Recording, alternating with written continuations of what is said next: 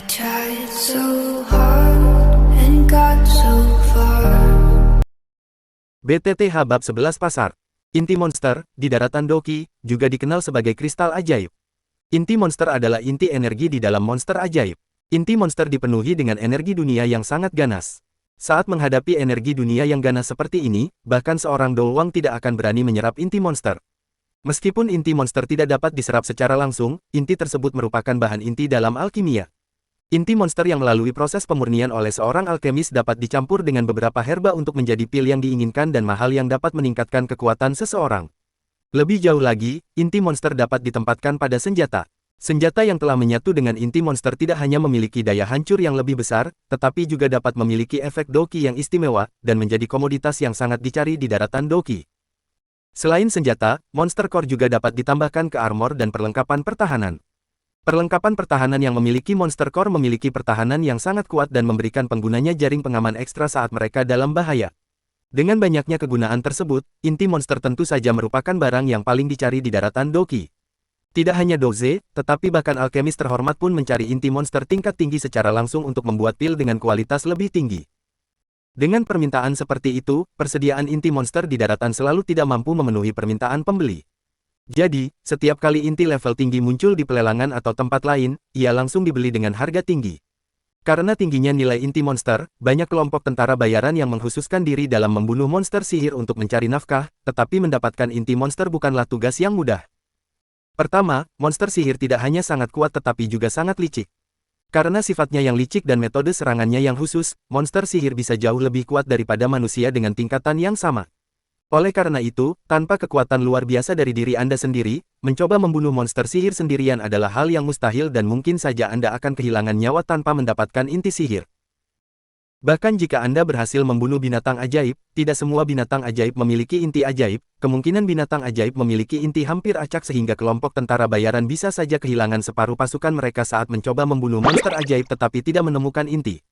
Kejadian seperti ini sering terjadi di daratan Doki. Oleh karena itu harga inti monster di daratan Doki semuanya sangat mahal. Membawa Sun Er melewati gang-gang yang berliku-liku, Xiaoyan akhirnya tiba di sebuah pasar yang terletak sedikit di selatan kota. Di kota Wutang ada beberapa pasar berukuran sedang dan semuanya dikendalikan oleh salah satu dari 3 klan. Pasar yang dituju Xiaoyan berada di bawah kendali klan Xiao. Meskipun berada di bawah kendali klan Xiao sebenarnya hanya menjaga ketertiban dan keamanan di pasar. Dan sebagai kompensasinya, baik itu tentara bayaran atau pedagang yang mendirikan kios, mereka harus membayar pajak kepada klan. Ini adalah aturan daratan Doki sejak lama dan jarang ada yang mencoba menentangnya. Di pintu masuk pasar, ada 2 penjaga dari klan Xiao. Mereka pasti mengenal Xiaoyan dan Sun Er, dilihat dari saat penjaga melihat mereka datang, mereka berhenti dan langsung membungkuk. Sambil menganggukkan kepalanya sedikit, Xiaoyan berjalan masuk dan melihat arus orang yang tak pernah berhenti, dia tidak dapat menahan diri untuk tidak menjilati bibirnya. Tidak heran klan itu menjaga pasar dengan ketat, dengan banyaknya orang yang mengunjungi pasar, keuntungan bagi klan itu pasti tidak sedikit. Tuan muda ketiga, Nona Sun Er, apakah Anda ingin membeli sesuatu di pasar? Tepat ketika keduanya pusing melihat banyaknya orang, sebuah suara penuh hormat terdengar di belakang mereka. Mendengar suara itu, Xiao Yan menoleh. Di belakangnya ada 7 hingga 8 orang yang mengenakan seragam klan Xiao. Orang yang berbicara itu tampaknya adalah seorang pria dewasa berusia 30 tahun, mengenakan lencana dengan 6 bintang emas, dia jelas seorang Douze bintang 6. Melihat keraguan di mata Xiaoyan, pria itu tersenyum jujur dan berkata, Tuan muda ketiga, nama saya Pei En. Pemimpin klan menunjuk saya menjadi pemimpin penjaga untuk menjaga keamanan di pasar. Ah, tahun lalu saat ulang tahun Tuan muda, saya, Pei En datang. Oh, itu Paman Pei En. Xiaoyan berkedip dan meskipun dia tidak memiliki kesan apapun tentang Pei En, perkenalannya membuat Xiaoyan tersenyum. Karena pria itu ditunjuk langsung oleh ayahnya, dia tentu saja akan menjadi bawahannya, tidak akan ada masalah dengan kesetiaan. Meskipun klan Xiao bukanlah kekuatan besar dan berpengaruh, klan tersebut terbagi menjadi beberapa faksi.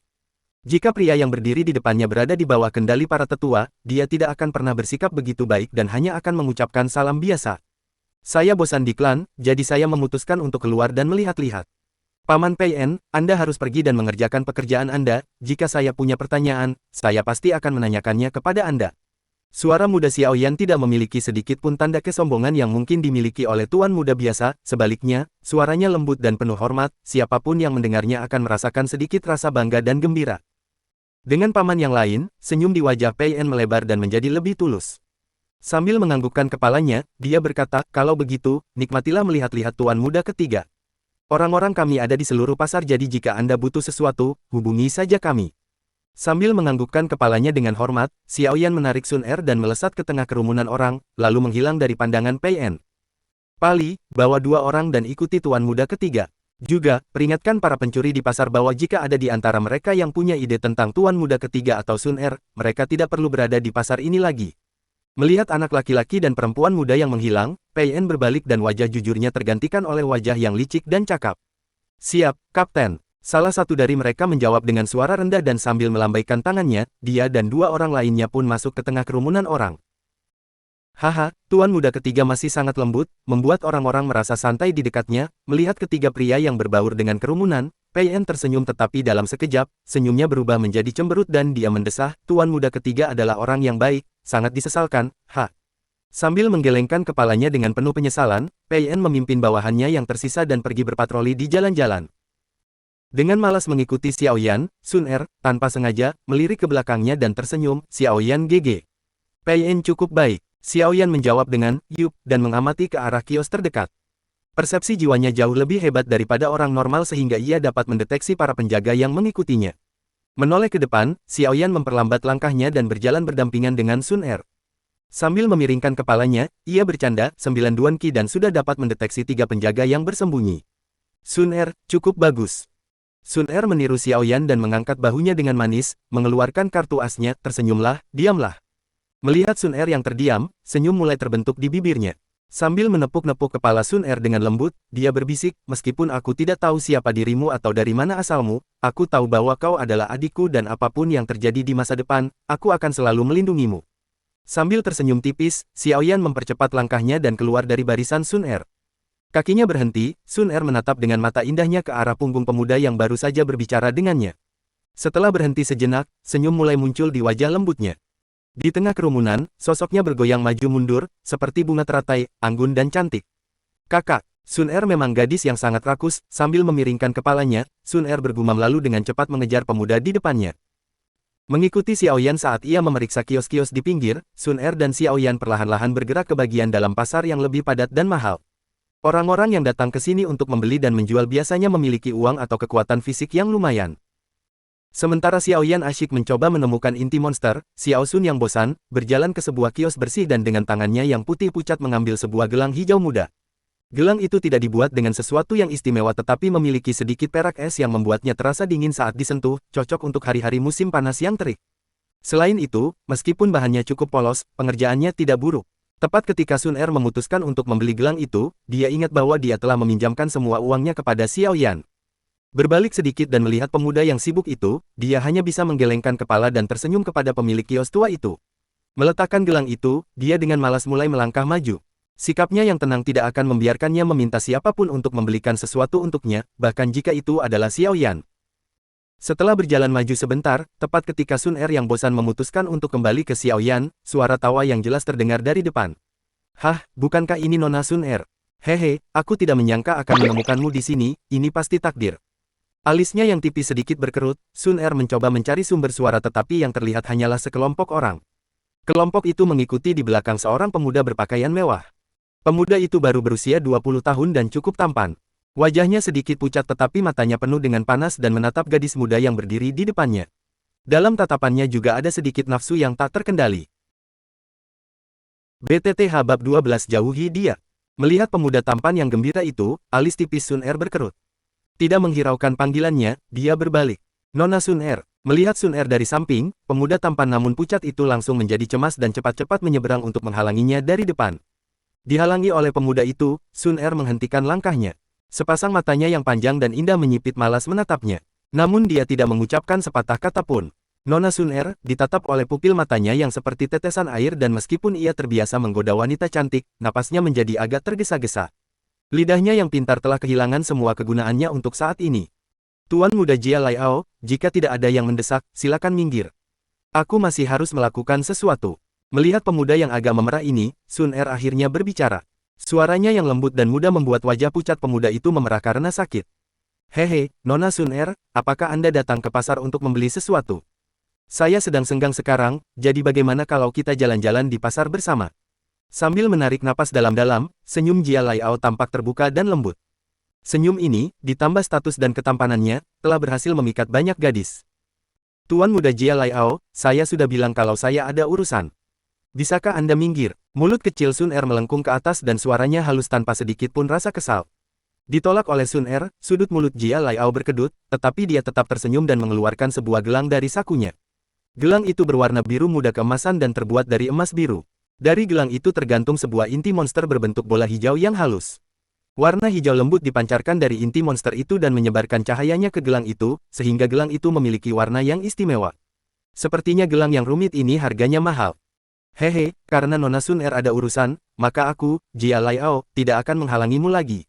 Jiao Laiao menggenggam erat gelang itu dan tersenyum, ini adalah gelang yang baru saja aku beli di pasar, meskipun tidak terlalu mahal, gelang ini memiliki inti monster atribut kayu level 1 yang sangat membantu dalam pemulihan Doki. Karena Nona Sun Er belum menjadi Douze, gelang ini sangat cocok untukmu.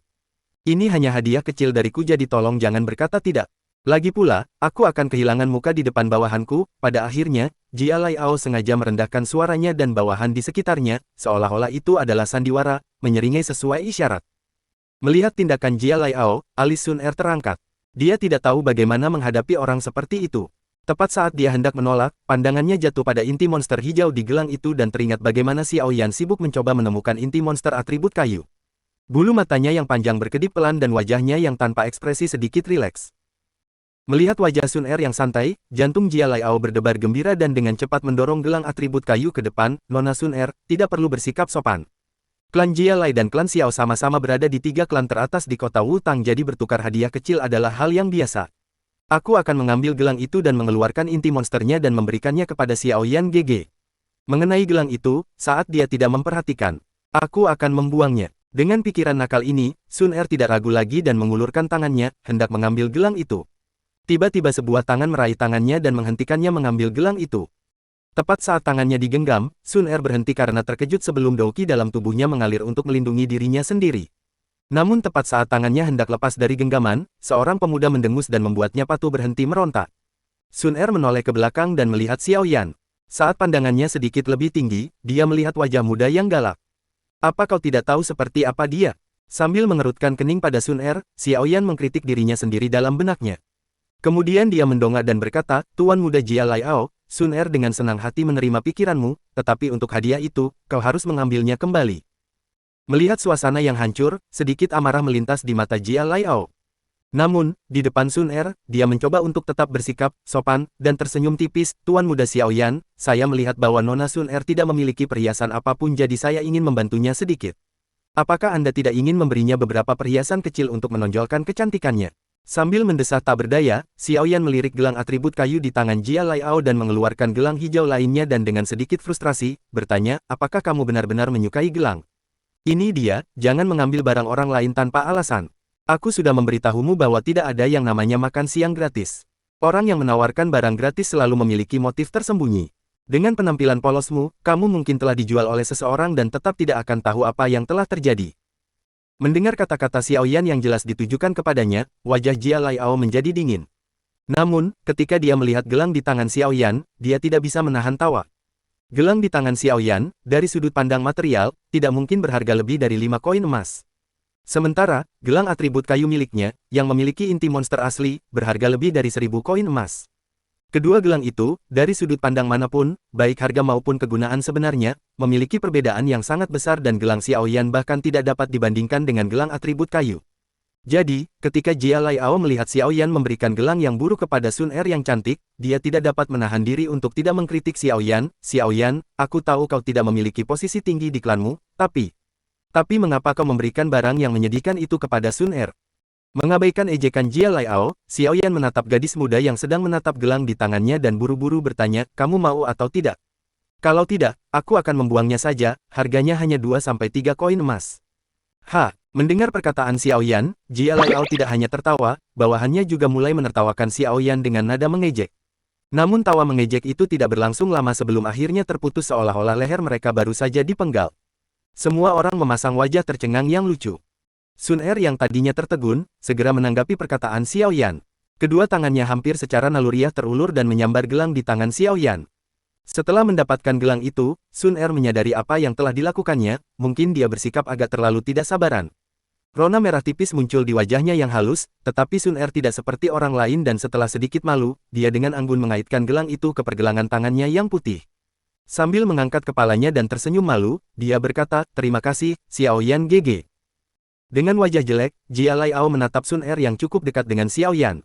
Di wajahnya terlihat kecemburuan dan dia berkata, "Hehe, aku tidak menyadari bahwa kesukaan Nona Sun Er begitu unik.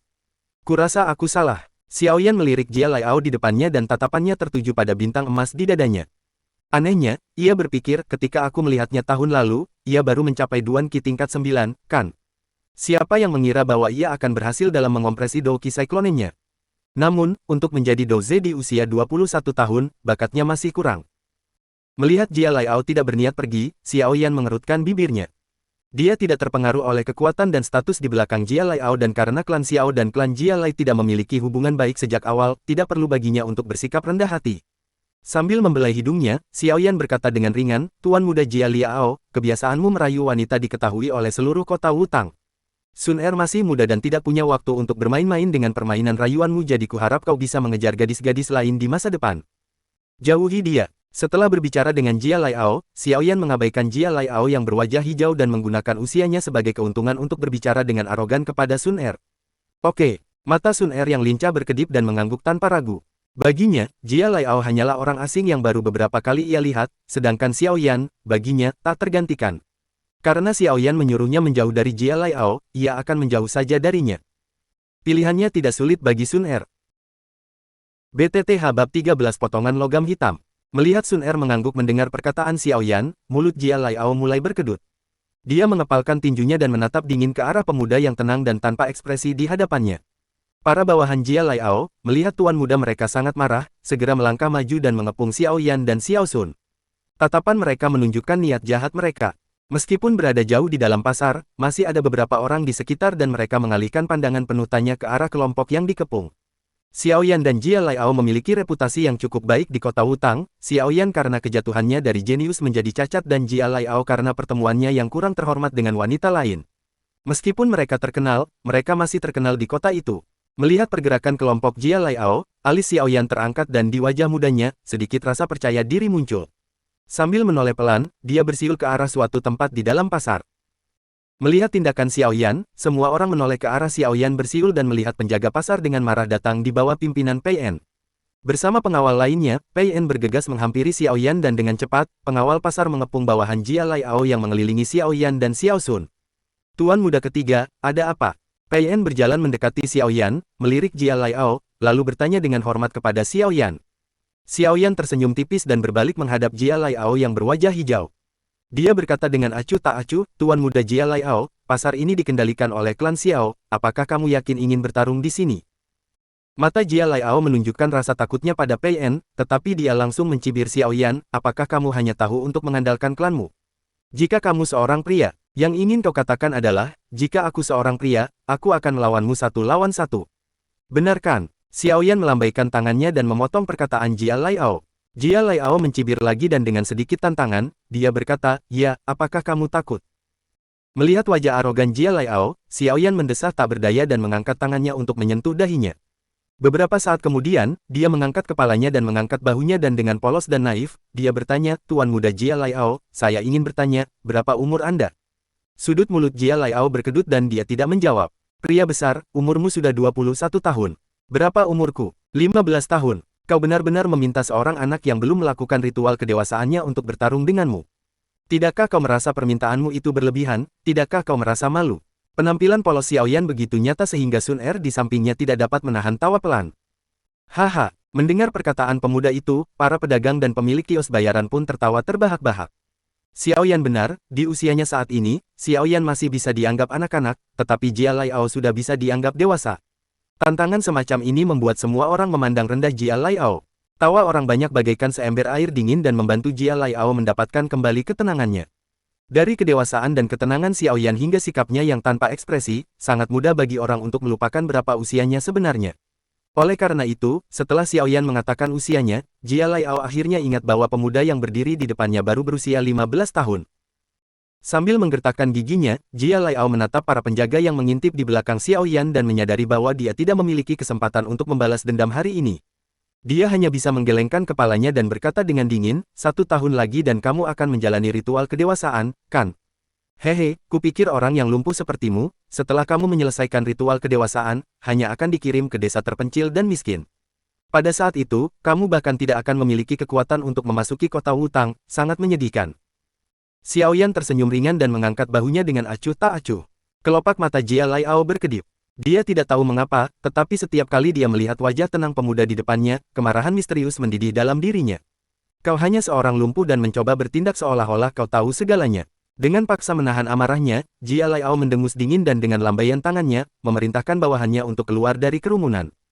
Oh benar, langkahnya terhenti, Jia Laiao sepertinya teringat sesuatu dan berbalik, dia berkata, Tuan Muda Xiao Yan, kudengar klan Xiaomu telah membatalkan pernikahan mereka dengan klan Nalan. Hehe, sebenarnya, itu tidak terduga. Dengan bakat Kimu, kau tidak bisa menandingi Nona Nalan. Haha, setelah mengatakan itu, Jia Laiao pergi sambil tertawa. Tatapan mata Xiao Yan mengikuti kepergian Jia Laiao dengan dingin.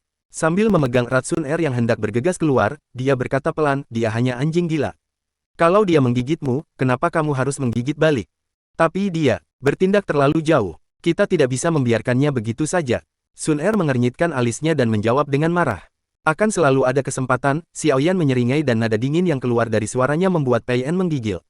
Gigitan singa mungkin tidak begitu menakutkan, tetapi singa yang tahu kesabaran adalah cerita lain, menakutkan. Paman Pei En, maaf merepotkanmu.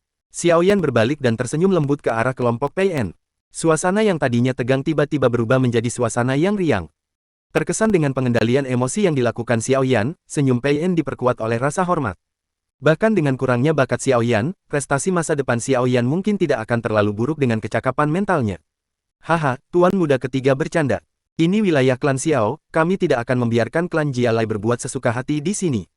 Pei En tersenyum dan melihat Xiao Yan mulai melihat sekeliling, dia segera pergi bersama anak buahnya. Melihat Pei En dan kelompoknya yang keluar, Xiao Yan berbalik dan mengacak-acak rambut Sun Er dan berkata dengan sedikit memaksa, inti monster level 1 membuatmu melupakan moralmu.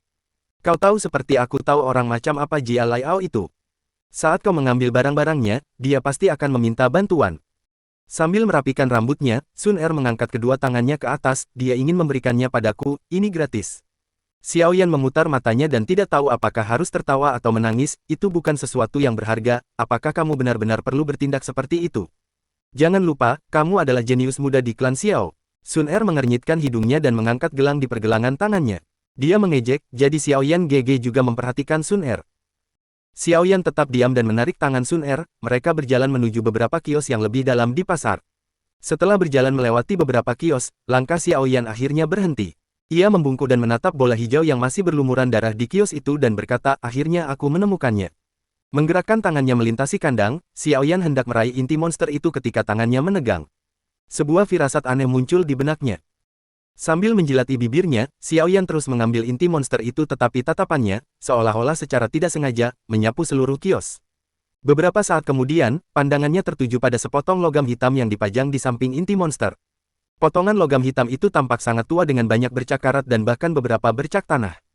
Kelihatannya baru saja digali. Hei, Yan Brat, belilah kepingan logam hitam itu sesuatu yang bagus. Tepat ketika Xiao Yan bingung mengapa dia merasakan perasaan yang begitu kuat terhadap logam yang tampaknya tidak berharga itu, suara Yao Lao terdengar di benaknya. BTTH Bab 14 Tangan Vakum. Mendengarkan suara di dalam kepalanya, Xiao Yan berkedip dan diam-diam mengangguk. Alih-alih langsung mengambil potongan logam hitam itu, Xiao Yan dengan hati-hati mengambil inti monster hijau yang masih meneteskan darah dan menatap tentara bayaran yang tampak lusuh berdiri di belakang kios. Dia bertanya dengan riang, dari monster sihir manakah inti monster ini berasal? Haha, mata Tuan Muda benar-benar bagus. Ini adalah inti monster dari monster sihir tingkat pertama bernama Swallowwood Fox. Ini adalah inti berkualitas tinggi. Kelompok tentara bayaran gigi tajam kami menunggu 3 hari dan menyergap 5 Swallowwood Fox sebelum akhirnya mendapatkan inti sihir ini. Melihat pakaian mewah Xiao Yan, tentara bayaran itu dengan cepat mengiklankan barang dagangannya. Jika benda ini sesuai dengan keinginan Tuan Muda, saya rasa 500 koin emas akan menjadi harga yang bagus. Haha, saat mendapatkan inti ini, ada beberapa saudara yang terluka cukup parah. Xiao Yan perlahan menyeka sisa darah dari inti sihir, menyadari bahwa darah itu belum sepenuhnya membeku. Dia mengangguk sedikit dan melirik ke arah 2 bintang emas di dada tentara bayaran itu dan berkomentar, terlalu mahal. Biasanya harga inti sihir level 1 hanya 400 hingga 450 koin emas, lebih jauh lagi, bahkan jika Swallowwood Fox adalah binatang ajaib, kekuatan serangannya tidak terlalu tinggi. Apakah bawahanmu bukan Douze? Sudut mulutnya sedikit berkedut, tentara bayaran itu tertawa datar. Dia tidak menyangka pemuda yang berdiri di depannya begitu berpengetahuan tentang pasar inti sihir dan menjawab, 470 koin emas, tidak lebih dan tidak kurang, kita harus hidup dengan ini. Hah! Sambil mendesah di bawah tatapan cemas sang mercenari, Xiaoyan membungkuk dan mengambil banyak barang dari kios secara acak, termasuk potongan logam misterius itu di antara kekacauan itu. Kemudian dia berkata, 470 koin emas untuk semua ini. Melihat barang-barang di tangan Xiaoyan, tentara bayaran itu menghela napas lega karena tidak ada satupun barang di tangan Xiaoyan yang mahal. Baiklah. Sambil mengeluarkan beberapa koin emas dengan riang, Xiaoyan tidak membuang waktu lagi dan segera pergi. Hah! Bocah, terlalu berhati-hati dalam tugas biasa seperti membeli barang. Suara mengejek tetua itu terdengar di kepala Xiaoyan saat dia berbalik untuk meninggalkan toko. Bajingan-bajingan itu semuanya penipu, mereka akan langsung menaikkan harga jika kamu menunjukkan minat pada barang dagangan mereka. Aku tidak ingin kehilangan uang untuk hal bodoh seperti itu. Setelah menjawab, Xiaoyan berhenti memperhatikan tetua di dalam cincinnya dan dengan santai keluar dari pasar dan kembali ke klan bersama Sun Er. Setelah berpisah dengan Sun Er, Xiaoyan dengan tidak sabar berlari kembali ke kamarnya dan dengan hati-hati mengunci pintu. Menoleh dan melihat tetua yang telah meninggalkan ring entah sejak kapan, Xiaoyan mengeluarkan ramuan dan inti sihir yang baru dibeli. Dia buru-buru bertanya, semua bahan yang dibutuhkan sudah ada di sini, apa yang harus kita lakukan? Sang tetua tertawa riang dan pandangannya mengamati bahan-bahan di atas meja sebelum tiba-tiba bertanya, tidakkah kau ingin tahu benda logam hitam apa itu? Xiaoyan berhenti sejenak sebelum menyadari bahwa tetua itu mengacu pada pembeliannya yang tidak disengaja. Dia segera mengeluarkan potongan logam hitam dan memeriksanya dari atas ke bawah. Namun setelah memeriksanya, alisnya berkerut dan bertanya, ini, apa fungsinya?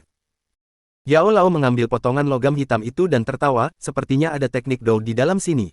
Dan, pencipta potongan logam ini mungkin juga seorang alkemis karena hanya orang-orang yang memiliki persepsi jiwa yang kuat yang dapat merasakan kekuatan di dalam potongan logam ini.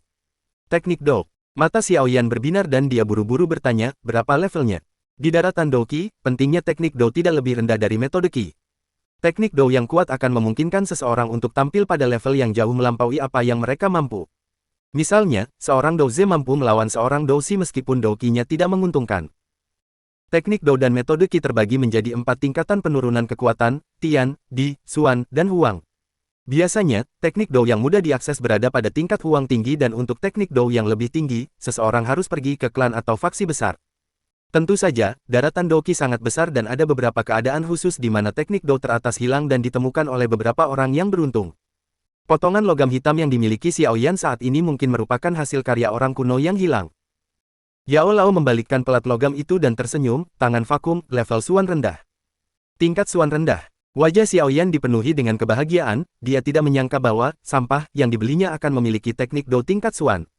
Di klannya sendiri, klan Xiao, teknik Dou tertinggi hanya tingkat Xuan menengah dan hanya pemimpin klan dan beberapa tetua yang bisa mempelajarinya. Tangan vakum, jika dilatih secara maksimal, ia dapat menyedot batu-batu besar seberat ribuan pon. Terhadap musuh, ia dapat menyedot darah dari tubuh mereka secara paksa. Menghisap darah secara paksa dari tubuh. Dengan wajah penuh keterkejutan, Xiaoyan menelan ludah dan berseru, ini luar biasa. Begitu darah meninggalkan tubuh, mereka akan mati, kan? Jangan senang dulu. Ini hanya berhasil jika levelmu lebih tinggi dari lawanmu. Jika kamu bertemu seseorang yang lebih kuat darimu, mereka dapat menggunakan kesempatan itu untuk mendekatimu dan yang tidak beruntung adalah kamu. Yao Lao dengan ceroboh melempar pelat logam ke samping, sepertinya dia tidak terlalu memikirkan teknik Dou. Yao Lao berstatus tinggi dan tentu saja memiliki standar yang tinggi, tetapi bagi Xiaoyan, ini adalah teknik Dou tingkat tinggi. Dia segera mengambilnya dengan gembira dan tertawa, bahkan dengan itu, ini lebih baik daripada teknik Dou di klan. Aku akan mempelajarinya mulai sekarang. Hah, dengan Duan Qi ketiga milikmu, sungguh menakjubkan jika kau bisa mencabut cabang pohon dengan tangan vakummu dan kau ingin menghisap darah seseorang. Sambil menggelengkan kepalanya, Yao Lao mengkritik keras Xiaoyan. Sambil memutar matanya, Xiaoyan mengabaikan Yao Lao dan tersenyum sambil memeluk potongan logam itu. Lihatlah dirimu sendiri, memiliki teknik Dou Xuan rendah membuatmu sebahagia ini. Kau membuatku malu. Sambil menggelengkan kepalanya tanpa daya, Yao Lao meraih inti monster di atas meja dan memerintahkan Xiaoyan, ambilkan semangkuk besar air. Melihat Yao Lao hendak mulai memurnikan pil, Xiaoyan buru-buru menyimpan potongan logam hitam dan dengan riang pergi untuk mempersiapkannya. Di ruangan yang tenang, Yao Lao mengambil purple bluegrass dengan tangan kirinya. Beberapa saat kemudian, ia menghembuskan napas dalam-dalam dan api putih muncul di tangannya. Ketika api muncul, suhu dalam ruangan meningkat secara eksponensial. Tanpa berkedip, Xiaoyan menatap bola api putih itu. Meskipun dia tidak tahu proses pemurnian pil oleh alkemis, mewujudkan Douqi adalah tugas yang mustahil bahkan bagi ayahnya. Dengan wajah tenang, api putih di tangan Yao Lao mengembang dan menelan rumput biru ungu. Di dalam api itu, rumput biru ungu langsung berubah menjadi bola cairan hijau. Tangan kanan Yao Lao mengambil tangkai rumput biru ungu lainnya dan melemparkannya ke dalam api putih. Setelah melemparkan ketiga batang purple bluegrass ke dalam api, bola cairan hijau itu tampak membesar. Cairan hijau itu perlahan menyusut di dalam api, suhu tinggi tanpa henti membakar kotoran di dalam cairan hijau itu. Dengan nyala api, cairan hijau itu menjadi semakin mengecil volumenya. Setelah beberapa detik, ukurannya hanya sebesar ibu jari. Setelah itu, Yao Lao melemparkan dua tangkai bunga pencuci tulang ke dalam api dan setelah selesai terbakar, cairan yang tersisa bercampur dengan cairan hijau aslinya. Setelah itu adalah penyempurnaan inti monster. Langkah ketiga memakan waktu 1 jam penuh tetapi Yao Lao masih tampak penuh energi dan tanpa tanda-tanda kelelahan. Setelah 1 jam penuh, inti monster yang keras itu telah berubah menjadi bola cairan hijau. Energi ganas di dalam inti monster itu dilunakkan oleh formula ajaib Yao Lao. Di tangannya, api putih perlahan menghilang. Melihat bola hijau yang mengambang di atas tangan Yao Lao, Xiao Yao menggosok kedua tangannya. Dengan persepsi jiwa yang unggul, dia dapat dengan jelas merasakan energi yang melimpah di dalam bola energi itu. Guru, apakah aku harus memakannya saja? Xiaoyan mengedipkan matanya dan bertanya dengan tidak sabar. Jika kau ingin mati, makanlah saja. Dengan jalur ki milikmu, kau akan menjadi cacat dalam hitungan detik. Yao Lao menjentikkan bola itu ke arah Xiaoyan, dan bola itu terbang tepat ke dalam mangkuk berisi air. Seketika, mangkuk berisi air bening itu berubah menjadi warna hijau tua. Mulai sekarang, kau harus berlatih di sana. Dengan bakatmu dan tanpa adanya keadaan yang tak terduga, kau seharusnya bisa mencapai 7 duan ki dalam setahun. Yao Lao menepuk debu dari tangannya dan tersenyum tipis ke arah Xiaoyan. Dengan kebahagiaan yang nyata, Xiaoyan buru-buru menganggukkan kepalanya. Oh, aku hampir lupa. Obat ini hanya akan bertahan selama 2 bulan. Itu artinya, kamu harus membeli bahan-bahan yang kamu dapatkan hari ini lagi setiap 2 bulan. Yao Lao tersenyum licik. Kebahagiaan Xiaoyan lenyap dari wajahnya dan dia menganggukkan kepalanya dengan enggan. Sial, hanya orang kaya yang mampu menggunakan barang ini. Bab 15 Pelatihan. Sinar matahari yang hangat menerobos masuk melalui jendela dan menyinari ruangan yang rapi itu. Di dalam ruangan, seorang pemuda dengan tubuh bagian atas telanjang duduk bersila di dalam mangkuk kayu. Kedua tangannya dirajut menjadi simbol aneh. Kedua matanya tertutup rapat sementara napasnya tenang namun kuat. Dalam mangkuk kayu di bawahnya, cairan hijau misterius berkilauan aneh. Semakin lama ia berlatih, cairan hijau di dalam mangkuk mulai menguap perlahan, mengeluarkan aliran udara berwarna hijau muda. Aliran itu perlahan terangkat ke atas dan menggeliat ke hidung pemuda itu bersama napasnya. Begitu aliran itu berada di dalam tubuhnya, wajah pemuda itu menjadi berkilau dan halus bagaikan giok putih. Seolah merasakan Douqi yang terus meningkat dalam tubuhnya, wajah pemuda itu menampakkan senyuman tipis. Setelah memastikan keberhasilannya, pemuda itu tidak berhenti di situ. Ia masih memejamkan mata rapat-rapat dan meletakkan tangannya di posisi yang sama. Ia bahkan tidak bergerak dan mempertahankan posisi seefisien mungkin sambil dengan rakus menyedot energi dalam cairan hijau itu. Cairan hijau yang menempel di tubuh pemuda itu perlahan diserap oleh kulitnya, memperkuat tulangnya dan membersihkan jalur ki-nya. Di bawah daya serap gelisah pemuda itu, aliran-aliran hijau makin banyak muncul dari mangkuk dan perlahan-lahan, aliran-aliran itu menjadi begitu pekat hingga menutupi tubuh telanjang pemuda itu dalam lapisan kabut. Di bawah pelatihan yang tak kenal istirahat, sinar matahari terang yang masuk lewat jendela perlahan-lahan menjadi lebih lemah dan ruangan menjadi jauh lebih dingin. Titik-titik. Dalam mangkuk kayu, pemuda itu mengumpulkan hembusan terakhir udara hijau dan bulu matanya berkedut sebelum terbuka untuk memperlihatkan dua mata hitam pekat. Di dalam mata yang hitam pekat itu, ada cahaya putih melintas, tetapi kali ini ada sedikit warna hijau. Sambil menghela napas pelan, pemuda itu segera berdiri dan membiarkan tetesan air dingin mengalir dari tubuhnya. Sambil meregangkan tubuh dengan malas dan merasakan Douqi yang melimpah di dalam tubuhnya, pemuda itu bergumam, dengan kecepatan ini, aku mungkin bisa mencapai duan ki kelima dalam 2 bulan. Setelah menyiapkan semuanya, Xiaoyan tinggal di kamarnya selama setengah bulan penuh. Selama ia tinggal di kamarnya, selain makan dan melakukan berbagai kegiatan fisik, ia terus melatih ki-nya. Meskipun latihannya sangat membosankan dan melelahkan, itu tidak ada apa-apanya dibandingkan dengan ejekan dan cemoohan yang dialami Xiaoyan selama 3 tahun terakhir. 3 tahun penuh ejekan telah mengajarkannya betapa pentingnya kekuatan di dunia ini. Meskipun hari-hari berlalu dengan melelahkan, hasilnya menyenangkan. Efek dari semangkuk ramuan ajaib Yao Lao jauh lebih kuat daripada yang dipikirkan Xiaoyan dan bahkan penciptanya, Yao Lao. Yao Lao telah meramalkan bahwa akan butuh setidaknya 1 bulan bagi Xiao Yan untuk mencapai 4 Duan Qi, tetapi Xiao Yan hanya membutuhkan setengah dari waktu itu. Mendengar ini, bahkan Yao Lao pun terkejut dengan kecepatan dan efisiensi Xiao Yan dalam berlatih. Meskipun Xiao Yan pernah melakukan ini sebelumnya, kecepatannya saat ini, bukankah terlalu luar biasa? Bagian terpenting dan tersulit dalam melatih Do Qi adalah pada dasarnya. 10 Duan Qi akan memakan waktu 10 hingga 20 tahun bagi seseorang, tentu saja, begitu seseorang menjadi doze maka kecepatan latihannya akan meningkat secara eksponensial. Jika seseorang hanya dapat meningkatkan 1 Duan Qi dalam setahun sebelum menjadi doze maka orang yang sama mungkin dapat naik beberapa bintang dalam setahun setelah menjadi doze. Ketika kecepatan latihannya condong ke waktu berikutnya, performa Xiao Yan dalam waktu setengah bulan sangat mengejutkan, paling tidak. Berjalan keluar dari mangkuk tanpa ragu, Xiao Yan kembali menatap cairan hijau muda di dalam mangkuk. Warna yang lebih muda itu pasti karena latihannya dan dia menggelengkan kepalanya tanpa daya sambil berbisik, bisakah ini bertahan selama 1,5 bulan lagi? Sambil menyeka sisa-sisa tetesan air, Xiao Yan mengenakan pakaian baru secara acak dan merangkak ke tempat tidurnya yang empuk. Setelah melakukannya, ia meraih ke belakang bantal untuk mengambil potongan logam hitam pekat itu. Karat pada bagian baja itu telah dibersihkan oleh Xiao Yan dan memperlihatkan permukaan yang halus dan berkilau. Sungguh misterius. Selama setengah bulan terakhir, Xiao Yan dengan saksama mempelajari potongan logam yang berisi teknik Do tingkat Suan rendah ini setiap kali dia beristirahat dari latihan. Dalam waktu setengah bulan, di bawah instruksi Yao Lao, Xiao Yan akhirnya memiliki sedikit pemahaman tentang teknik yang digunakan. Namun karena kurangnya Do Qi, ia tidak dapat menggunakannya untuk hal yang berguna yang membuat Xiao Yan sedikit kecewa. Menempatkan potongan logam itu di antara kedua telapak tangannya, Xiao Yan menutup matanya dan menggunakan persepsi jiwanya untuk mengamati pelat logam hitam itu. Dengan tenangnya nafas Xiao Yao, ruangan itu kembali menjadi damai. Keheningan panjang berlalu sebelum Xiao Yan membuka matanya lagi dan mengangkat tangan kanannya. Tangan kanannya melengkung menjadi cakar dan Do Qi-nya yang ringan, di bawah desakan Xiao Yan, dengan cepat melewati beberapa titik Qi dan tekanan di telapak tangannya untuk menjadi kekuatan penarik. Peng! Vas keramik yang ditunjuk Xiao Yan berputar beberapa kali sebelum jatuh dari meja. Dan dengan suara keras, vas itu pecah menjadi potongan-potongan yang tak terhitung jumlahnya. Meskipun teknik Do berada di level Suan, Do Qi-ku terlalu rendah dan aku hampir tidak bisa menggunakan teknik itu. Melihat kehancuran yang telah ditimbulkannya, Xiao Yan berbisik pada dirinya sendiri, melihat kekuatannya saat ini, jika aku ingin memiliki kekuatan yang cukup untuk menyedot seseorang ke arahku maka aku harus berada di 7 Duan Qi. Terserahlah, ayo kita pergi ke aula klan kita untuk mencari beberapa teknik Do tingkat rendah. Tangan hampa ini, tidak akan banyak berguna untuk beberapa waktu. Tapi karena aku bisa melatih Do Qi-ku lagi, aku tidak perlu menggunakan metode latihan bodoh yang kugunakan sebelumnya. Sambil mendesah lagi, Xiao Yan turun dari tempat tidurnya dan melirik cincin hitam yang tidak bergerak itu sebelum meninggalkan rumah. Sambil meringiskan matanya dan menyesuaikan diri dengan terik matahari, Xiao Yan hati-hati menutup pintunya sebelum dengan malas berjalan ke jalan batu menuju ruang belakang klan.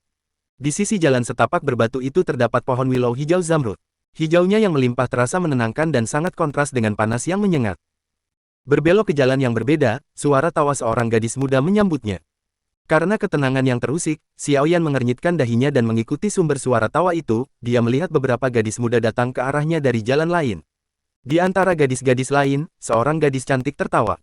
Wajah menawan yang dimilikinya benar-benar mengalahkan gadis-gadis lain di sampingnya. Dia adalah gadis yang berada di posisi kedua setelah Sun Er dalam ujian Do Qi, Xiao Mei. Sambil melirik gadis yang pernah menempel di sampingnya sambil memanggil Biao Ges yang tak terhitung jumlahnya, sekilas ejekan tak terkendali melintas di wajah Xiao Yan. Sambil menggelengkan kepalanya pelan, Xiao Yao memulihkan pandangannya. TL, Biao Ge adalah saudara laki-laki yang bukan dari keluarga inti. Ini adalah ungkapan formal dibandingkan dengan GG yang merupakan ungkapan yang lebih umum. Ketika Xiao Mei sampai di jalan yang dilalui Xiao Yan, tawa menawan Xiao Mei menghilang karena dia telah melihat Xiao Yan. Matahari menyebarkan cahayanya dan membuat pria muda yang tenang dengan kedua tangan di belakang kepalanya tampak sangat menarik. Sepasang mata besar nan cantik menatap pemuda yang mendekat, dan mencoba membedakan apakah ada senyum tipis atau ejekan di sudut mulutnya. Xiao Mei secara mental tertarik ke arah Xiao Yan. Tiba-tiba, dia merasa seolah-olah dia telah kehilangan sesuatu. 3 tahun lalu, pemuda itu, di ujung mulutnya, memiliki lekukan yang memabukkan. Bab 16 Xiao Ning. Melihat pemuda itu perlahan mendekat, Xiao Mei dan kelompoknya pun melambat dan berhenti. Tawa mereka sebelumnya juga telah berhenti. Gadis-gadis muda di samping Xiao Mei membelalakkan mata mereka saat melihat pemuda yang dulunya merupakan kebanggaan klan. Ekspresi wajah mereka beragam, dari simpati hingga hal lain. Xiao Mei terdiam di tempatnya. Dalam benaknya, ia masih merasa terikat dan ingin mengobrol dengan pemuda yang pernah merebut hatinya. Namun, kenyataan mengatakan kepadanya bahwa perbedaan di antara mereka berdua terlalu besar untuk bisa bersama dan membuang-buang waktu untuk orang cacat bukanlah hal yang cerdas. Alisnya berkerut sebelum mengendur, dalam benak Xiao Mei ia berpikir, ayo kita sapa, apapun yang terjadi, dia tetap Biao Geku. Tidak menyadari pikiran Xiao Mei, Xiao Yan masih meletakkan tangannya di belakang kepala dan berjalan malas. Sambil mengamati Xiao Yan yang semakin dekat, senyum pun muncul di wajah Xiao Mei, tetapi tindakan pemuda itu membekukan senyum di wajah mungilnya, membuatnya tampak seolah-olah dia sedang membuat ekspresi aneh. Dengan kedua tangan di belakang kepalanya, Xiao Yan mengabaikan kelompok itu dan menatap lurus saat ia berjalan melewati gadis-gadis muda itu tanpa keraguan sedikit pun. Membuka mulutnya yang merah dan kecil ke arah bayangan pemuda itu, Xiao Mei terkejut. Dengan kecantikannya, kapan dia pernah menerima perlakuan yang begitu buruk? Dia merasa malu dan marah, lalu berteriak, Xiao Yan Biao Ge. Berhenti, Xiao Yan tidak berbalik dan nadanya yang datar tanpa emosi, seolah-olah dia sedang berbicara dengan orang asing, apa? Suara tanpa emosi dan datar itu mengejutkan Xiao Mei dan dia berbisik, tidak ada. Alis Xiao Yan terangkat tetapi dia menggelengkan kepalanya dan mulai berjalan maju lagi. Melihat bayangan yang menghilang, Xiao Mei dengan marah menghentakkan kakinya dan pergi ke jalan lain. Saat berbelok, Xiao Yan mendongak ke sebuah ruangan yang luas. Di plakat ruangan itu terdapat 3 kata berwarna merah darah yang mencolok, Aula Teknik Do. Mendengar teriakan di Aula Teknik Do, Xiao Yan cukup terkejut. Biasanya, tidak ada yang datang ke aula, jadi mengapa hari ini begitu berisik? Sambil mengangkat bahu, Xiao Yan melangkah maju dan memasuki Aula Teknik Do. Begitu Xiao Yan memasuki aula, cukup banyak sorakan dari anggota klan lainnya yang menyambutnya. Aula Teknik Do dibagi menjadi bagian timur dan barat. Di bagian timur terdapat Teknik Do milik klan sementara bagian barat merupakan lapangan latihan yang besar. Saat ini, ada cukup banyak orang berkumpul di sekitar lapangan latihan dan menyaksikan 2 orang di tengah lapangan. Melihat kepadatan Doki milik Xiao Ningge, apakah dia berada di 8 Duan Qi? Hehe, baru 2 bulan yang lalu, Xiao Ning Biao Ge mencapai 8 Duan Doki. Tetapi meskipun dia memiliki 8 Duan Doki, Sun Er Biao Mei memiliki 9 Duan Doki. Xiao Ning Biao Ge tidak memiliki peluang menang yang besar. Semoga berhasil, Sun Er Biao Mei. Mendengar suara dari kerumunan, Xiao Yan menghentikan langkahnya dan melihat sekeliling ke lapangan latihan. Akhirnya, tatapannya yang tertarik tertuju pada gadis muda yang mengenakan gaun ungu muda. Bagaimana dia punya waktu untuk bertarung dengan orang lain? Xiao Yan berpikir dalam benaknya sebelum pergi ke sisi timur aula dan mengambil gulungan hitam acak dari rak. Membuka gulungan itu, kata-kata kuning besar muncul. Kuning tengah, tangan batu yang menghancurkan. Sambil bersandar malas di rak buku, Xiao Yan membaca metode pelatihan untuk si tangan batu penghancur sambil sesekali melirik pertempuran sengit di lapangan pelatihan. Aula yang luas itu seakan terbagi menjadi 2 dunia. Sisi barat berisik sementara sisi timur damai dan tenang. Lawan Sun Er adalah seorang pemuda berusia sekitar 17-18 tahun. Dia cukup tampan dan mirip dengan Jia Lei Ao yang dilihat Xiao Yan tempo hari. Pemuda itu bernama Xiao Ning dan merupakan cucu dari tetua tertinggi. Meskipun usianya baru 17 tahun, ia telah mencapai 8 Duan Qi dan di seluruh klan, hanya Sun Er yang lebih baik darinya. Xiao Yan memiliki kesan netral terhadap Biao Ge ini.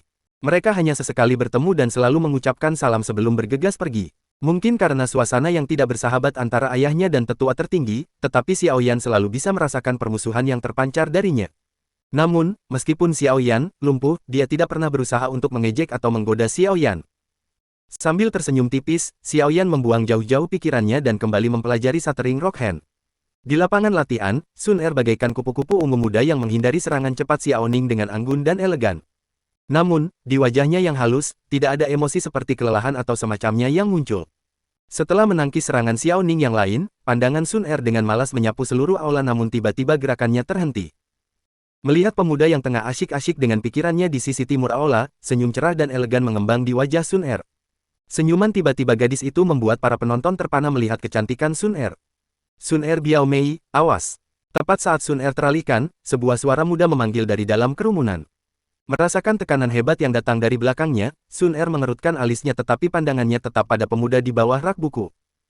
Pada saat yang sama, Xiao Yan mengangkat kepalanya dan melihat serangan diam-diam yang diarahkan pada Sun Er, dia mengerutkan kening dan menggelengkan kepalanya. Ekspresinya menunjukkan kekhawatiran yang tertahan. Melihat raut wajah Xiao Yan yang khawatir, Sun Er mengedipkan mata indahnya dengan nakal. Tiba-tiba, dia melangkah kecil ke kiri. Meskipun itu hanya 1 langkah, anehnya itu membantunya menghindari semua serangan Xiao Ning. Saat dia menghindar, tangan putih bersihnya berkilau keemasan dan bergerak lurus di antara tangan Xiao Ning dan mendarat ringan di dadanya. Berbalik dalam lingkaran, Sun Er dengan anggun menangkal kekuatan itu sementara Xiao Ning harus mundur selusin langkah dan keluar dari lapangan latihan. Untuk dapat mengalahkan Xiaoning dengan satu serangan, seluruh penonton memberikan tepuk tangan meriah kepada Xiao Sun. Hehe, Sun Er Biao Mei benar-benar berada di puncak generasi muda klan. Kau benar-benar kuat. Meskipun Xiaoning baru saja dikalahkan oleh Sun Er, dia tersenyum saat berjalan kembali ke tengah lapangan latihan. Sambil menatap gadis di depannya dengan tenang, cinta yang membara di mata Xiaoning tidak tersembunyi sama sekali.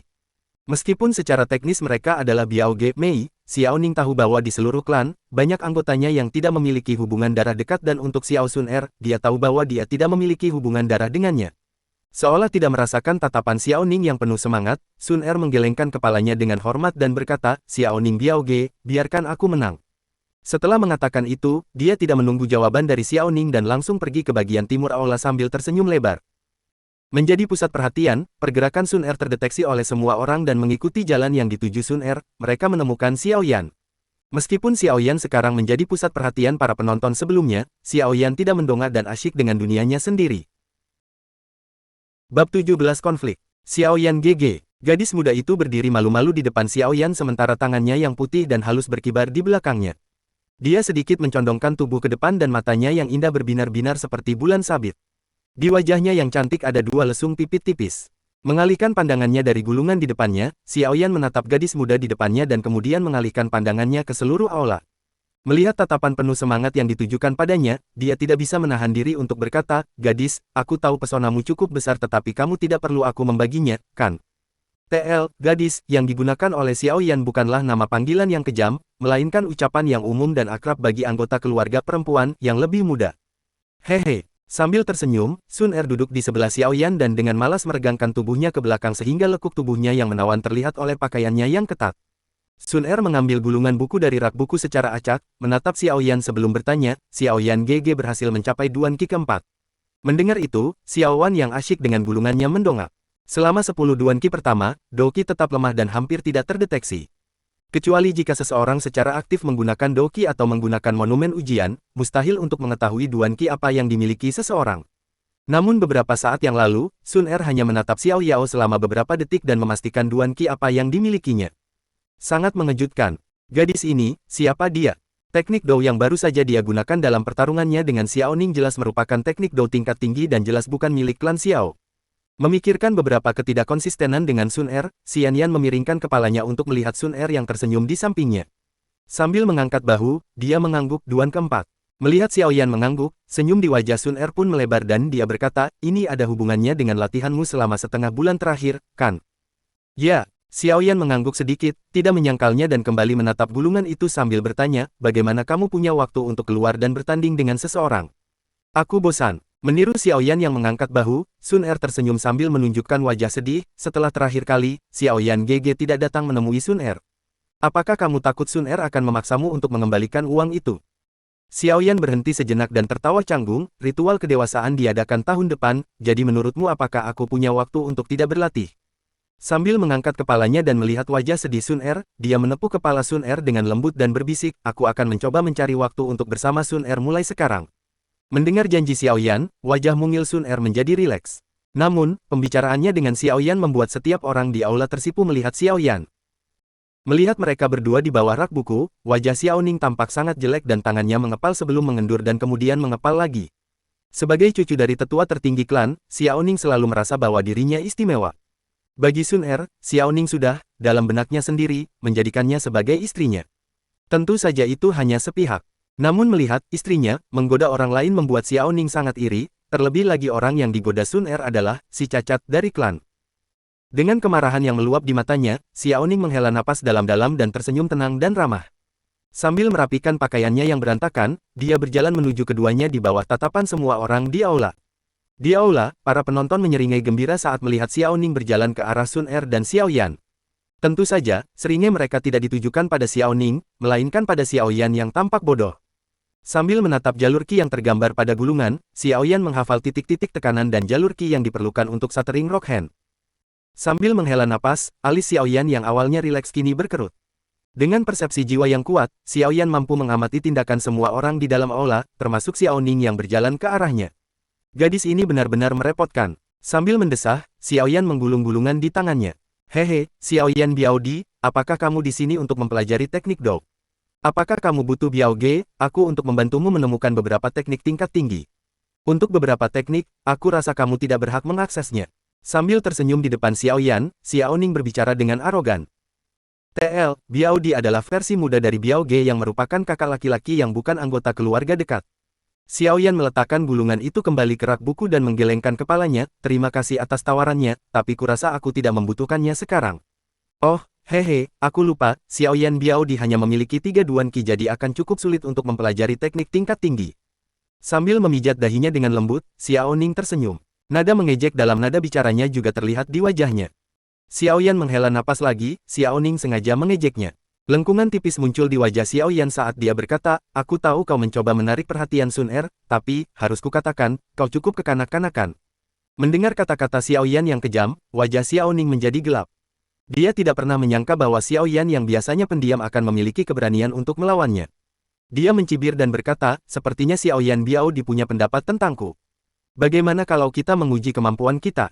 Itu akan membantuku melihat seberapa besar peningkatan Biao di dalam beberapa tahun terakhir.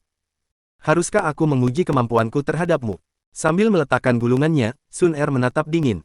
Kelopak mata Xiaoning berkedut saat melihat Sun Er berbicara membela Xiaoyan. Dengan rasa iri yang semakin membara, Xiaoning mengejek, apa kau hanya tahu bersembunyi di balik wanita? Mengapa kamu tidak berani mengatakan hal seperti itu 3 tahun lalu? Xiaoyan berjinjit untuk meraih gulungan lainnya, meniup debu di atasnya dan menjawab Xiaoning dengan tanpa emosi.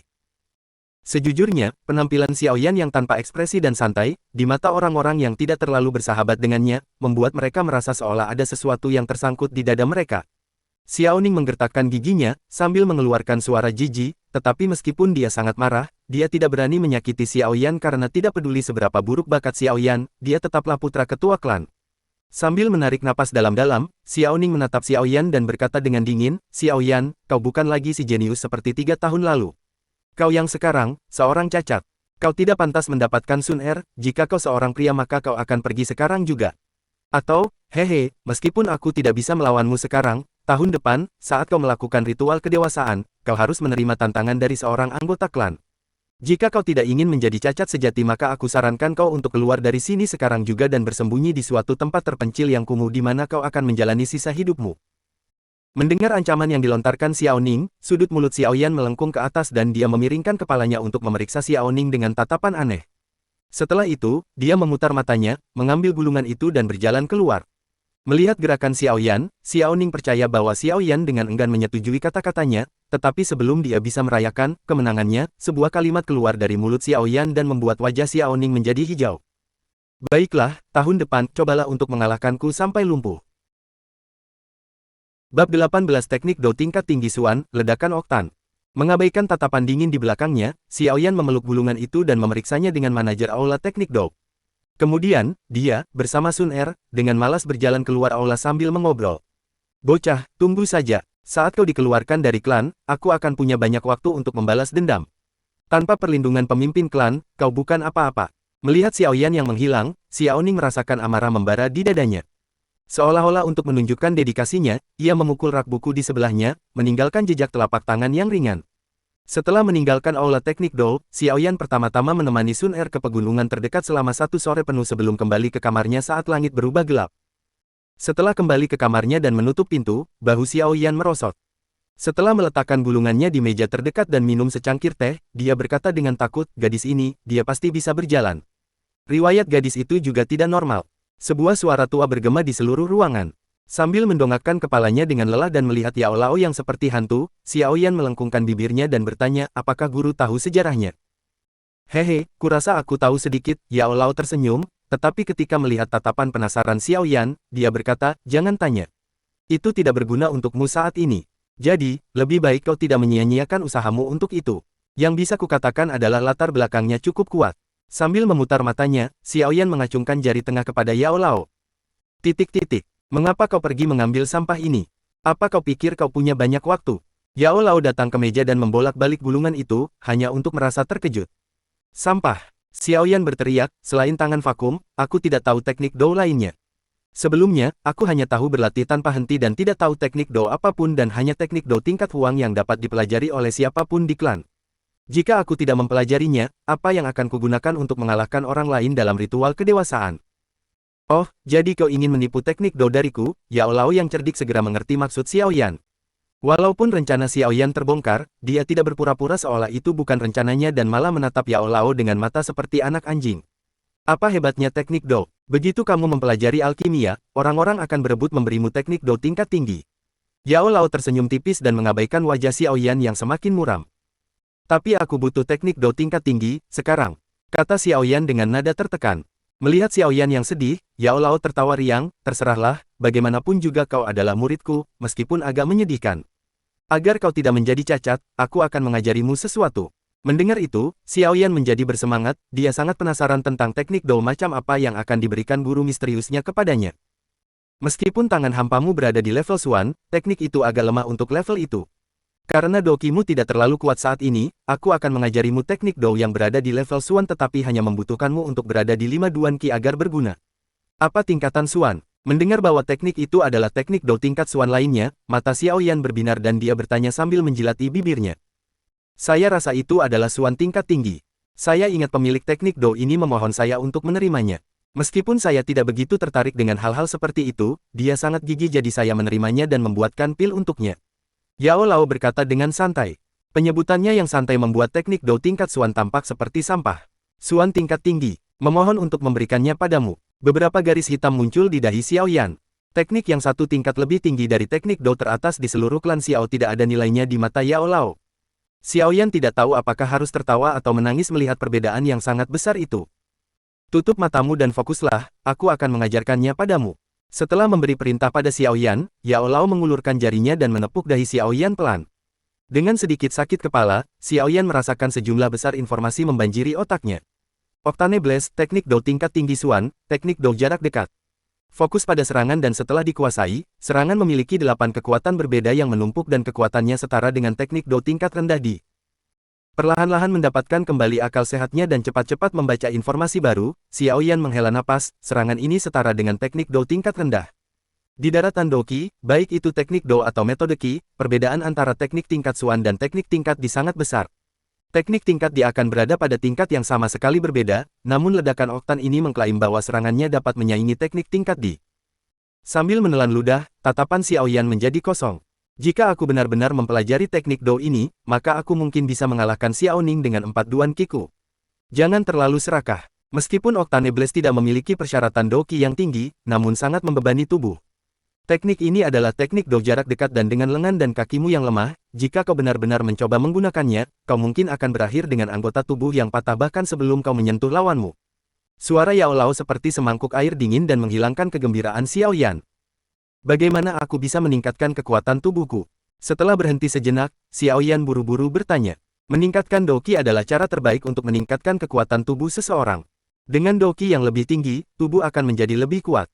Tentu saja, jika Anda ingin bergerak lebih cepat, maka Anda memerlukan rangsangan eksternal. Mata Yao Lao berbinar-binar karena nakal. Stimulus eksternal apa? Melihat Yao Lao yang tersenyum, Xiao Yan tiba-tiba merasakan bahaya besar. Pukul saja. Semakin banyak kamu dipukul, semakin baik. Yao Lao tertawa dingin sementara Xiao Yao memasang wajah kaku. Bab 19 Pelatihan Kejam. Di pagi hari, kabut pucat menyelimuti puncak gunung dan bertahan sangat lama. Angin sepoi-sepoi bertiup dan tiba-tiba terdengar suara geraman. Di balik puncak, di sebuah alur tersembunyi, kedua kaki Xiao Yan tertanam ke dalam tanah seperti tunggul pohon. Jari-jari kakinya menempel di tanah sementara dia menggertakkan giginya dan keringat dingin mengalir di dahinya. Dia hanya mengenakan celana pendek dan di tubuh bagian atasnya yang telanjang terdapat bekas luka yang bersilangan. Di belakang Xiao Yan ada Yao Lao dalam mode roh, bersila di atas batu raksasa.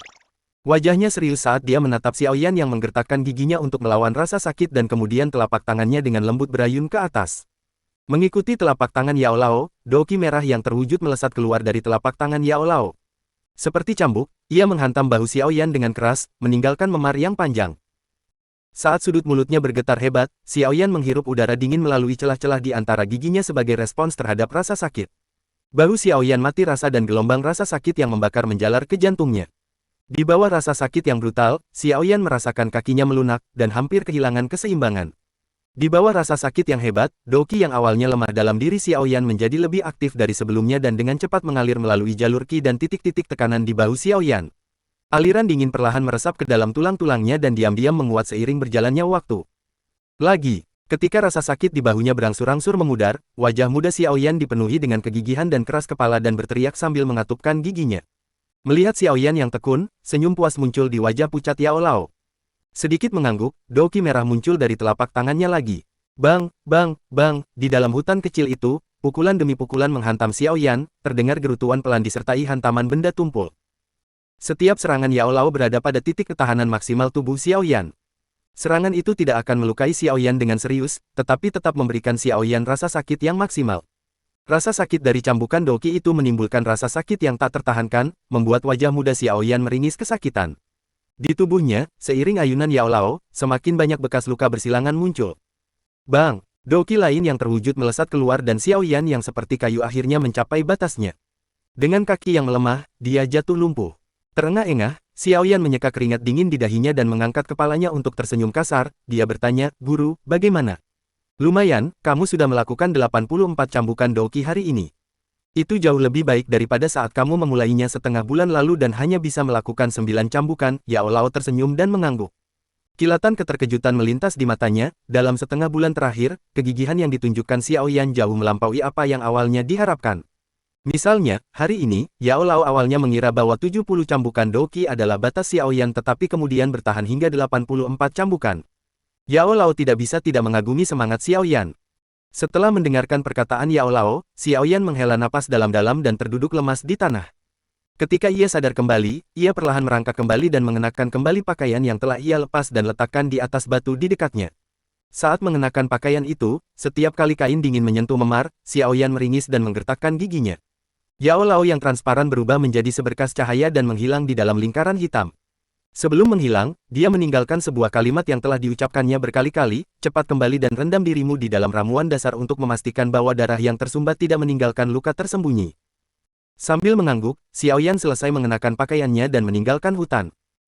Begitu Xiaoyan akhirnya berhasil kembali ke kamarnya sambil menahan rasa sakitnya, dia segera menanggalkan pakaiannya sekali lagi dan melompat ke mangkuk kayunya yang berisi cairan hijau.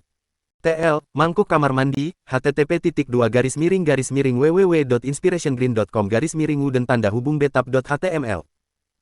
Cairan hijau dingin itu meringankan rasa sakit dari kulit yang memar dan Xiaoyan perlahan menutup matanya, menikmati aliran cairan menenangkan di kulitnya. Setelah beberapa saat, napas Xiaoyan yang terengah-engah perlahan menjadi tenang dan bahkan disertai dengkuran. Setelah dipukuli dengan menyakitkan, Xiaoyan tidak dapat menahan rasa lelah baik pada tubuh maupun kondisi mentalnya dan tertidur. Saat Xiaoyan tertidur, cairan hijau beriak sedikit dan serpihan energi damai diam-diam menyelinap ke pori-pori Xiaoyan yang terbuka. Mereka membersihkan bulu mata dari darah yang tersumbat dan pada saat yang sama mereka menyegarkan dan memperkuat otot-otot yang sudah mencapai batas maksimalnya. Saat tertidur, tubuh Xiaoyan telah diperkuat ke tingkat yang benar-benar baru. Saat memperkuat dan memperbaiki otot Xiaoyan, cairan hijau itu perlahan menjadi semakin ringan. Jelas, energi dalam cairan itu semakin berkurang. Tidak menyadari berapa lama dia tertidur, Xiaoyan hanya tahu bahwa sinar matahari yang hangat telah menerangi kamarnya ketika dia bangun. Sambil meregangkan tubuhnya, tulang-tulangnya tiba-tiba mengeluarkan suara berderak. Ketika dia mengangkat kepalanya, dia menyadari bahwa seluruh tubuhnya penuh dengan energi dan kekuatan. Xiaoyan tidak dapat menahan diri untuk tidak berteriak, "Hebat!" Saat Xiaoyan melangkah keluar dari mangkuk kayu, ia tiba-tiba mendapati bahwa mangkuk ramuan dasar telah berubah menjadi air bening dari keadaan awalnya yang hijau. "Ramuanku sudah habis." Sambil menggaruk hidungnya, Xiaoyan menggelengkan kepalanya tanpa daya. Tiba-tiba teringat sesuatu, dia dengan senang hati menutup matanya dan dengan hati-hati merasakan keadaan dokinya. Sesaat kemudian, Xiaoyan membuka matanya dan tertawa gembira, "Akhirnya, aku mencapai Duan Qi kelima." Bab 20 Lelang. Untuk mencapai 4 Duan Qi dalam waktu setengah bulan dan kemudian 5 Duan Qi dalam waktu 1,5 bulan. Kecepatan luar biasa ini mustahil bahkan bagi Xiaoyan yang sudah tua. Meskipun pada tingkat yang lebih tinggi, meningkatkan Duan Qi seseorang menjadi semakin sulit, melihat kecepatan peningkatan Xiaoyan, seharusnya tidak menjadi masalah baginya untuk mencapai Duan Qi ke-7 tahun depan. Tentu saja, ini dengan asumsi bahwa Xiaoyan memiliki cukup ramuan dasar. Kalau tidak, Xiaoyan pasti akan mati karena pukulan hebat yang dialaminya setiap hari sebelum mencapai 7 Duan Qi. Lagi pula, tanpa ramuan dasar, tubuh Xiaoyan yang lemah tidak akan pernah mampu menahan efek berbahaya dari penyumbatan darah dan dia akan mati. Oleh karena itu, yang perlu dilakukan Xiaoyan saat ini adalah membeli lebih banyak bahan untuk Foundation Elixir. Meskipun kedengarannya sangat mudah, Xiaoyan memiliki sedikit masalah. Dia bangkrut. Xiaoyan duduk di tempat tidurnya dan tertawa getir. Dia tidak pernah menyangka akan berada dalam situasi yang canggung seperti ini karena uang. Sambil menghitung, dari terakhir kali, saya masih punya 900 koin emas tetapi dengan uang yang terbatas, membeli bahan dengan kualitas yang sama seperti terakhir kali tidak akan mungkin terjadi. Sambil menopang dagunya, mata Xiaoyan berputar cepat. Tiba-tiba, dia bertanya, Guru, untuk rumput biru ungu dari bunga cuci tulang, bisakah kita menggunakan batang yang lebih muda? Tentu saja, tapi efeknya akan jauh lebih lemah dan ramuan dasar yang telah aku sempurnakan dibuat khusus untukmu. Mengedipkan matanya, Xiaoyan tersenyum, tidak masalah, mari kita gunakan bahan dengan nilai terburuk kali ini. Nilai terburuk. Kalau begitu efeknya akan mengerikan dan kamu butuh setidaknya setengah tahun untuk mencapai Duan Qi berikutnya. Suara Yao Lao menunjukkan ketidaksenangannya, dia mungkin mengerutkan alisnya sekarang. Tidak punya cukup uang, pinjam saja dari gadis itu lagi. Dengan latar belakangnya, bahkan beberapa puluh ribu koin emas akan menjadi masalah kecil. Mundurlah selangkah, kamu bisa meminjam dari ayahmu, mengapa kamu harus menurunkan efektivitas eliksir dan memperlambat kecepatan latihanmu? Mendengar saran Yao Lao, Xiaoyan menggelengkan kepalanya, anggap saja itu sebagai upaya untuk mencegahku melakukan hal itu. Bagaimana mungkin aku terus meminjam uang dari seorang gadis? Mengenai ayahku, aku sudah menghindarinya selama 2 bulan sekarang dan jika dia ingin tahu mengapa aku menginginkan uang itu, bukankah aku harus mengungkapnya? Tunggu, Guru, apakah ramuan dasar ini bisa disempurnakan atau dibuat oleh orang lain? Tiba-tiba teringat sesuatu, alis Xiaoyan terangkat dan dia buru-buru bertanya. Hehe, bocah, di daratan Doqi, ada banyak sekali tanaman obat dan di antara tanaman obat ini, kau harus menemukan kombinasi yang dapat menenangkan energi ganas di dalam inti monster dan memurnikannya sehingga dapat menyerapnya. Jika kau hanya mencampur tanaman obat secara acak, maka memecahkan tungku alkimia akan menjadi masalah kecil bagimu, energinya mungkin akan menjadi bumerang, hehe. Ramuan dasar ini dibuat setelah bereksperimen selama beberapa tahun. Tentu saja, mungkin ada seseorang yang juga menemukan cara membuatnya secara kebetulan, tetapi kemungkinan itu terjadi hampir tidak ada. Selain itu, saat melakukan penyulingan, kamu harus memastikan bahwa laju sekering, jumlah yang digunakan, dan suhu api sudah sempurna. Kamu perlu melakukan banyak sekali percobaan dan memiliki persepsi jiwa yang luar biasa untuk melakukan itu. Atau, mengapa menurutmu setiap alkemis membutuhkan guru? Menjadi alkemis yang kuat tidak mungkin dilakukan tanpa guru yang membimbingmu. Waktu yang kamu habiskan untuk mencoba berbagai kombinasi herbal saja sudah akan menghabiskan seluruh hidupmu. Oleh karena itu, aku tidak bisa mengikut-sertakan seluruh daratan Doqi, tetapi setidaknya untuk Kekaisaran Jiama, tidak ada orang lain yang telah membuat ramuan dasar seperti milikku. Pada titik ini, suara Yao Lao mengandung sedikit rasa bangga. Terkejut dengan kerumitan ramuan dasar yang tampaknya sederhana, Xiaoyan secara naluriah menjilat bibirnya. Ketika dia melihat Yao Lao memurnikan tanaman obat, semuanya tampak begitu sederhana tetapi sekarang dengan penjelasan Yao Lao, dia menyadari bahwa seni alkimia tidak sesederhana apa yang dia lihat. Dunia alkimia memang luas dan misterius. Tidak heran jika seorang alkemis menjadi profesi paling terhormat di seluruh benua Doqi. Namun setelah keterkejutannya, Xiaoyan merasa sedikit gembira, Guru, aku tidak akan menggunakan ramuan dasar yang mengerikan itu untuk berlatih. Sebaliknya, aku ingin menjualnya dalam pelelangan. Meskipun aku tidak punya banyak sekarang, setelah ramuan dasar itu terjual, aku akan punya cukup banyak dan pada saat itu membeli bahan berkualitas tinggi untuk ramuan dasar akan sangat mudah. Benar, kan? Begitu ya, tentu. Alkemis yang menjual pil mereka sendiri bukanlah berita menarik dan ramuan dasar berada pada level terendah dalam pelatihan pengobatan, jadi menjualnya tidak terlalu penting. Setelah berpikir sejenak, Yao Lao berkata dengan santai. Mendengar persetujuan Yao Lao, Xiaoyan segera mendapatkan apa yang dia butuhkan dan bergegas keluar kamarnya. Karena Xiaoyan tidak membutuhkan ramuan berkualitas tinggi, ia dengan sembarangan memetik Purple Bluegrass dan Bone Washing Flower yang paling mudah di apotek dan untuk inti monster, ia membawa inti termurah yang bisa ditemukannya, inti monster tikus kayu hijau. Setelah membeli semua obat-obatan, Xiaoyan menemukan gang tersembunyi dan menyuruh Yao Lao memurnikan ramuan tersebut menjadi ramuan dasar. Ramuan dasar kali ini tidak hanya memiliki efek yang jauh lebih buruk daripada sebelumnya, tetapi bahkan warnanya pun berbeda. Berubah dari hijau giok yang hampir transparan menjadi hijau jelek berbintik-bintik. Setelah meletakkan pil yang berukuran setengah kepalan tangan Xiaoyan ke dalam botol giok putih yang telah dibelinya sebelumnya, Xiaoyan akhirnya menghela napas lega. Setelah menyembunyikan botol giok dengan aman, Xiaoyan meninggalkan gang dan berlari menuju lelang terbesar di kota Wutan.